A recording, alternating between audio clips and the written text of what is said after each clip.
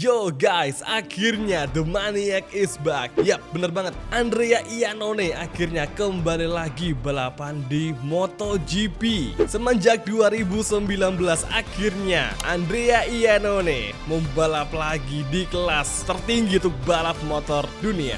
Siapa sih yang gak kenal sama Iannone? Dan buat para fans MotoGP sejak 2010 pasti udah paham siapa sih Iannone ini.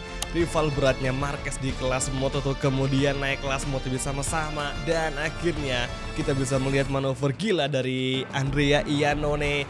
Dimulai dari nabrak burung di Phillip Island, kemudian manuver kontroversi di last lap menabrak Dovizioso, dan juga satu kemenangan yang ia raih di MotoGP yakni di Red Bull Ring waktu pertama kali Austria menggelar kembali balapan MotoGP di era modern. Dan sebagai rasa antusias kita menyambut kedatangan The Maniac, oke, kita bakal ngebikin konten khusus spesial untuk Andrea Iannone yang sudah kita custom menjadi riders dari Pertamina Ducati VR46. Ini custom rider, dan sayangnya untuk helm dari Iannone yang versi paling baru itu gue belum punya. Jadi gue pakai yang versi 2019. Ini berdasarkan bahan-bahan yang ada saja juga. Kalau gitu langsung saja kita mulai untuk Sepang Grand Prix spesial video untuk menyambut kedatangan Iannone atau The Maniac yang kembali balapan di MotoGP. Let's go guys, lampu padam, it's on the way. The Maniac is back menuju first corner. Gue makin gak sabar nanti bakal apa yang terjadi di Sepang GP. Apakah Iannone bakal langsung ngacir dan bersaing di barisan depan seperti waktu awal kedatangan Iannone di WSBK yang langsung ngeberi gebrakan. Saat ini Mark menjadi race leader dan Pecco kedua. Langsung saja kita bisa siap mengovertaking Pecco. Kita masukin sideline, kita block pass, nice sekali. Kita buat Pecco menghindar, dan yes, akhirnya The Maniac sukses mengovertaking Francesco Bagnaia. Kalau ngomong soal performance Iannone, kita masih belum tahu ya nanti dia di MotoGP bakal sekenceng apa. Terakhir kali Iannone balapan di MotoGP pakai Aprilia yang lagi jelek-jeleknya itu nggak bisa perform bagus guys. Tapi nih ya, kalau kita ngelihat waktu Iannone masih sama Ducati Factory di tahun 2016, itu bisa kita lihat dia penampilannya cukup keren, cukup kenceng juga, yang bikin gue rasa nanti misalkan Iannone naik Ducati lagi pasti juga bakal kenceng sih. Jadi meskipun dia udah lama gak balapan, itu tidak menutup kemungkinan skill dia itu masih bagus buat balapan. Terbukti waktu dia balapan di SBK, seri pertama udah gacor parah cuy. Jadi gue rasa gak akan butuh waktu lama bagi Iannone untuk bisa kenceng lagi dan bisa bersaing di mungkin minimal 5 besar, mungkin dia bisa sih ya, semoga aja lah ya. Apalagi sekarang kita kan lebih kenceng. Gak kayak Ducati yang zamannya Iannone dulu. Cuma sekali dia ngeraih kemenangan di MotoGP yakni di tahun 2016 yang menentukan kamu kita itu di kelas MotoGP, dan dia menang sekali doang di GP Red Bull Ring, yang mana kali itu Red Bull Ring baru pertama kali menggelar balapan MotoGP lagi setelah sekian lama, tepatnya di era modern 2016. Zaman-zamannya Tospi Ducati itu paling ngawur banget cuy asli. Oke, lap kedua kita masuki dan update posisi untuk sementara waktu. 3 besar di sini Jorge Martin dari Pramac Racing, kemudian Iannone di tempat kedua dengan Ducati Pertamina Enduro, kemudian Pecco di posisi ketiga, Enea keempat, dan Acosta kelima. Oke, kita sampai nempel laju dari si Jorge Martin. Kayaknya gak akan lama lagi Andrea bisa menyusul Jorge Martin. Tempel terus, ngebikin Martin membuat sebuah kesalahan, ketempel terus sama si Iannone. Oke, let's go. Ini dia momennya, inside line, kita overtaking Martin yang cukup wobble tadi. Nice. Akhirnya The Maniac menjadi race leader di kelas MotoGP.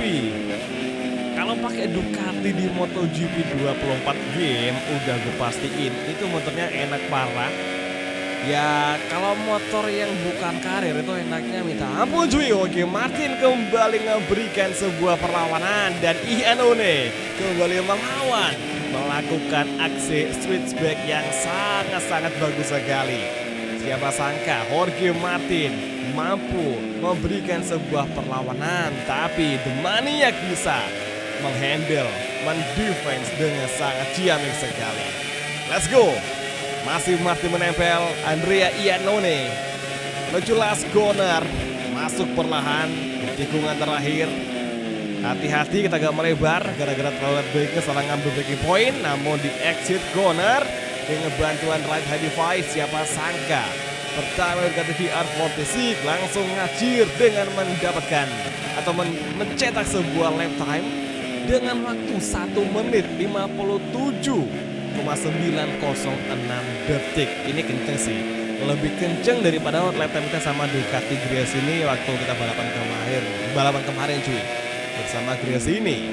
Oke, sekarang lap ketiga, Andrea Iannone masih menjadi pimpinan race dengan gap 0,6 dari Jorge Martin.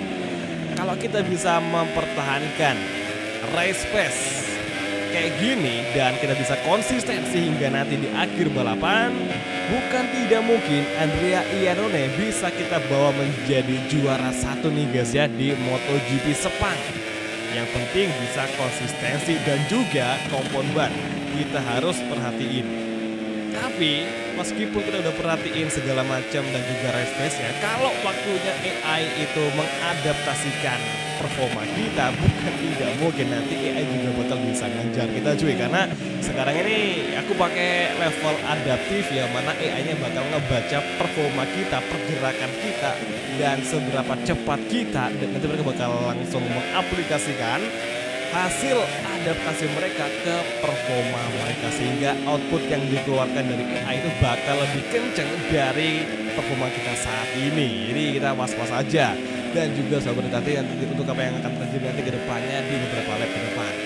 So far kita masih menjadi pimpinan race dengan gap yang cukup aman 0,3 dari Jorge Martin, ya stabil-stabil aja. Kemudian menuju last corner, lahan masuk Pertamina Ducati masih menjadi pimpinan race, dan dengan kehadirannya Iannone yang membalap di tim Ducati Pertamina Enduro VR46 itu ngerasa apa ya? Itu ngerasa kayak cukup bangga dengan kehadirannya Iannone ke tim ini. Kenapa? Karena Pertamina Ducati ya, sponsor asli Indonesia, BUMN Indonesia, itu bisa nempel di pembalap mentereng sekece Iannone. Ini benar-benar sesuatu yang sangat wah sekali ya, terlepas dari apa yang sudah diperbuat Iannone beberapa tahun silam, gue merasa bangga dengan apa yang sudah terjadi saat ini, dimana Pertamina Ducati dipakai sama Andrea Iannone, pembalap sekece ini. Ini bukan balap sembarangan ya, agresif, nah makanya namanya mania karena dia emang agresif, brutal ya. Kalau ngelihat Iannone itu kayak berasa ngelihat mendiang Marco Simoncelli balapan, gas ragu stroke, manuver agresif, kenceng, cuman suka ngebikin kesalahan aja. Pokoknya ini ada hati tersendiri untuk Iannone pastinya bagi para fans MotoGP. Oke, sekarang di tikungan ke-8, 9 masuknya KLIA corner, kemudian menuju tikungan 11 yang mana disinilah kelemahan yang gue miliki bermain di MotoGP. Tikungan 11 ya kak di Sepang ini bener repot cuy. Oke, tikungan ke-12 menuju tikungan ke-13 dan so far so good kita masih menjadi race leader, tapi gap kita dengan Jorge Martin semakin rapat. Exit corner dengan right high device yang sudah kita kasih aktif, kita menjauhkan lagi dia dengan Jorge Martin. Masuki last corner. So far yang menjadi fastest lap adalah Enea, dan kini giliran Martin yang akan datang menyerang. Inilah dia kawan-kawan, lap terakhir MotoGP Grand Prix of Malaysia di sirkuit Sepang. Battle antara Iannone versus Jorge Martin akankah segera terjadi di lap terakhir ini? Tikungan 2, tikungan ketiga, stay in the line dengan gear 3. Bersiap-siap masuk ke gear 4 dengan RHD. menuju tikungan keempat. Kita mencoba cukup late braking, hati-hati. Nice sekali, dapat apexnya, kemudian full gas lagi, masuk gear 4, turun ke gear 3 lagi. Hati-hati, tidak agak melebar, masuk ke gear 2. Nice sekali, pergantian direksi ke kanan. Jorge Martin masih di belakang dengan gear 0,4. Hati-hati ke fokus Q fighting. Sebisa mungkin kita akan membawa Andrea Iannone menjadi juara di sini. Let's go guys, exit corner. Acosta menjadi fastest lap of the race dengan lap time 1 menit 57,337 detik. Keluar tikungan 9 menuju tikungan ke-10. Entry corner tikungan ke-10 guys, come on, hati-hati. Dan Jorge Martin datang menyerang, agresif sekali. Mentalitas dari Jorge Martin yang sempat tertinggal setelah kita overtaking, dia kembali memaksakan, sangat agresif. Inilah dia last sector, kita overtake misalkan dan masih belum bisa. Dan satu kesempatan lagi untuk Iannone atau The Maniac meraih kemenangan di MotoGP race kali ini. Last corner, bisakah The Maniac memblok pas Jorge Martin? Ternyata tidak bisa karena jaraknya terlalu jauh, sehingga sekarang terpaksa sudah Andrea Iannone finish di urutan kedua untuk race kali ini dan Jorge Martin meraih kemenangan. Gak di game, gak di real life, Jorge Martin gacor parah. Dan terbukti Jorge Martin, dia menjadi fastest lap di lap terakhir. Pantas saja Jorge Martin bisa menang cuy. 1 menit 57,231, kenceng parah asli. Nah kalau udah kayak gini, ini makin menambah rasa penasaran untuk apa yang akan terjadi nanti di MotoGP Sepang. Gue bener-bener penasaran sama bagaimana performanya Iannone ketika udah pakai motor MotoGP lagi. Apalagi Ducati yang saat ini udah kenceng cuy, nggak kayak zaman dulu.